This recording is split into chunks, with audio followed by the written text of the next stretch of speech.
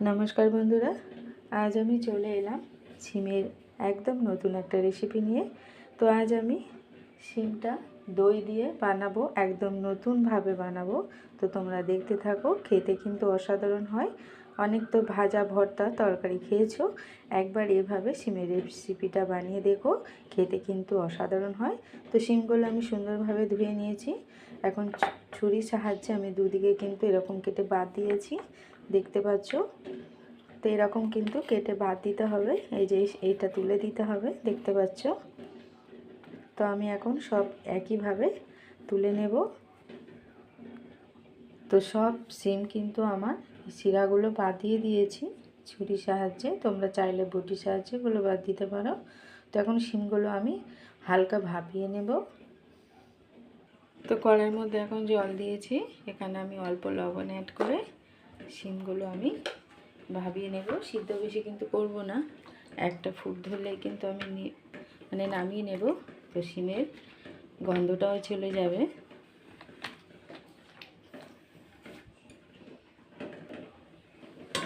এখন ঢাকা দিয়ে দিলাম।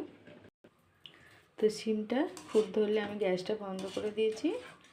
এখন আমি জলটা ঝরিয়ে তুলে নেব। সব শিম আমি জল ঝরিয়ে তুলে নিয়েছি। বেশি কিন্তু সিদ্ধ করা চলবে না, একটা ফুট ধরলেই কিন্তু নামিয়ে নিতে হবে। তো বাকিটা কষিয়ে নেব। এখন কড়াই বসিয়েছি, কড়াইয়ের মধ্যে এখানে আমি অল্প তেল দেব। তেলটা গরম হয়ে গেছে, এখানে আমি পেঁয়াজ দিয়ে দেবো।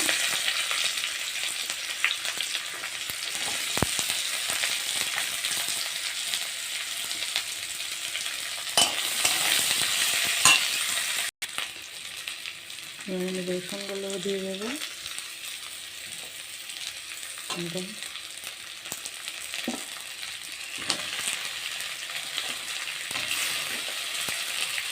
টমেটো, দুটো কাঁচা লঙ্কা।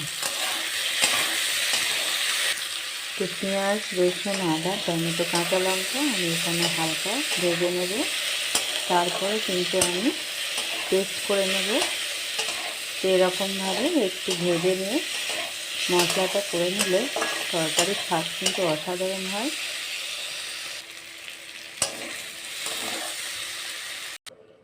তো ভাজা হয়ে গেছে, তো এটা বেশি ভাজবো না, এখন আমি পেস্ট করে নেব। মশলাটা ঠান্ডা হলে আমি পেস্ট করে নেব। এখন আমি শিমগুলো হালকা ভেজে নেব।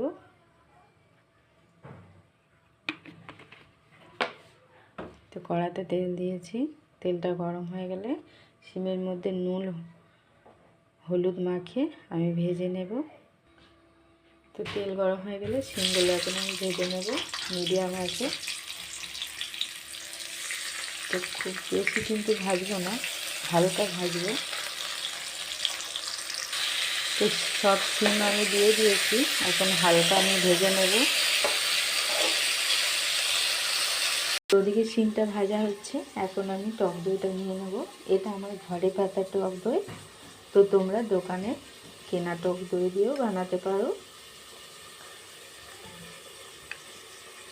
তো ফ্রিজ থেকে আমি 30 থেকে 35 মিনিট আগে বের করে রেখেছিলাম।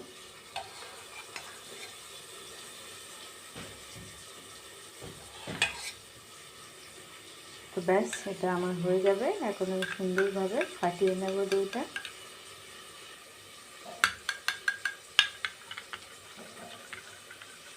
তো দইটা আমার কিন্তু ফাটানো হয়ে এসেছে। এখন দেখি শিমগুলো কি হলো।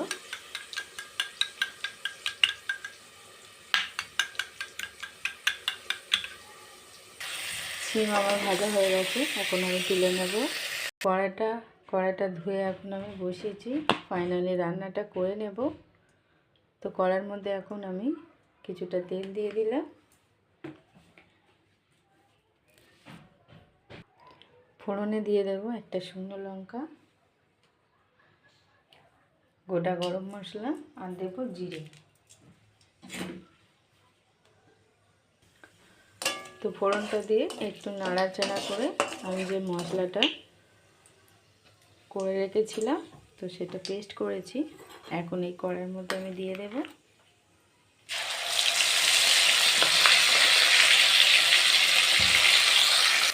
তো সব দিয়ে এখন আমি সুন্দরভাবে কষিয়ে নেব মশলাটা। তো পেঁয়াজ, আদা, রসুন, টমেটো একটু হালকা ভেজে যদি তোমরা পেস্ট করে নাও, তরকারির স্বাদটা কিন্তু খুব সুন্দর হয়। তোমরা একবার এভাবে বানিয়ে দেখো। এখন মিডিয়াম আঁচে কিন্তু মশলাটা আমি সুন্দরভাবে কষিয়ে নেব। তারপরে আমি মশলা এখানে অ্যাড করব। তো মশলা কিন্তু আমার প্রায় কষানো হয়ে এসেছে, তেল কিন্তু ছেড়ে এসেছে দেখো মশলা দিয়ে সুন্দরভাবে। এখন আমি মশলাটা দিয়ে দেব। তো এখানে আমি পরিমাণ মতো লবণ দিয়ে দিলাম। আমি শিম ভাজার মধ্যে লবণ দিয়েছিলাম, তো সিদ্ধ করার সময় অল্প অল্প দিয়েছিলাম।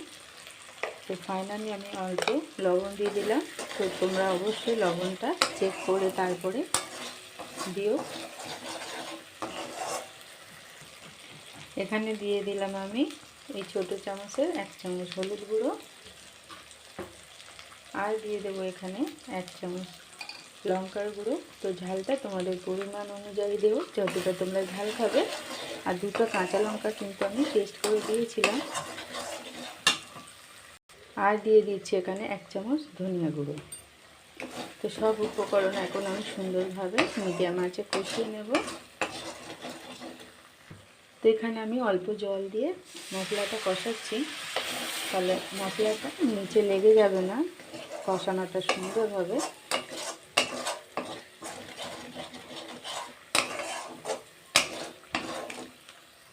তো এখন আমি দই দিয়ে দেব।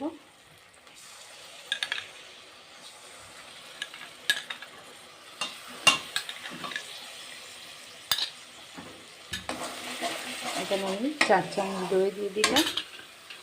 এই চামচের আমি 4 চামচ দই দিয়েছি। আর দই যখন দেবে বন্ধুরা, অবশ্যই কিন্তু গ্যাসের আঁচটা কমিয়ে তারপরে দইটা দেবে।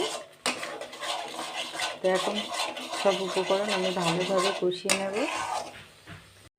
যেহেতু এখানে টক দই দিয়েছি, স্বাদ ও টকটা ব্যালেন্স করার জন্য আমি এখানে একটু চিনির গুঁড়ো দিলাম। তোমরা চাইলে এখানে চিনিও দিতে পারো।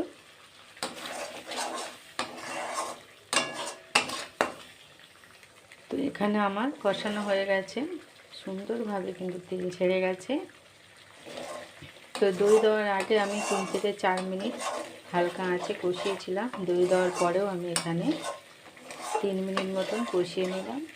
এখন আমি ভেজে রাখা শিমগুলো দিয়ে দেব।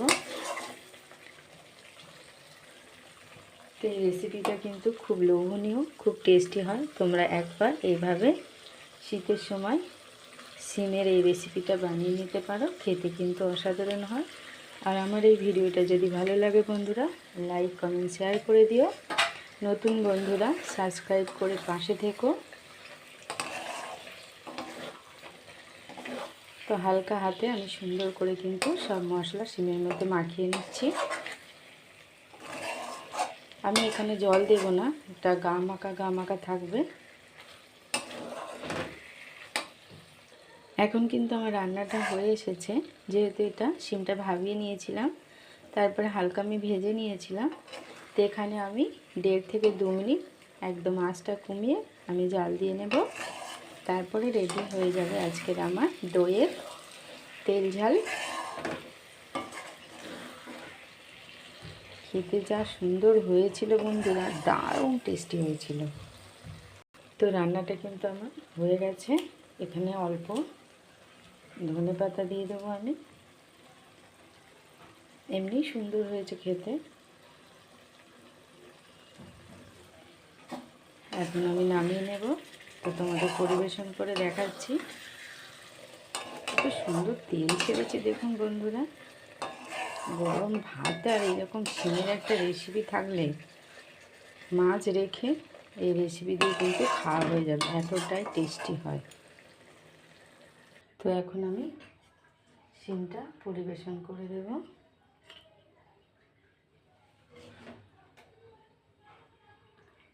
গোটা গোটাই কিন্তু শিমটা আছে, দেখতে পাচ্ছ, বেশি কিন্তু মানে গলে যায়নি।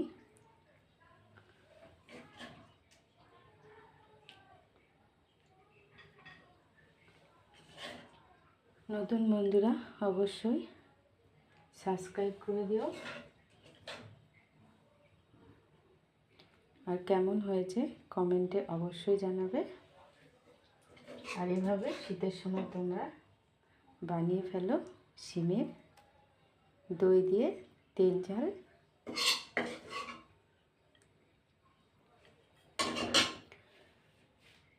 আর এতক্ষণ আমার ভিডিওটা দেখার জন্য অসংখ্য ধন্যবাদ। ভালো থাকবেন, সুস্থ থাকবেন। আজকের মতো টাটা।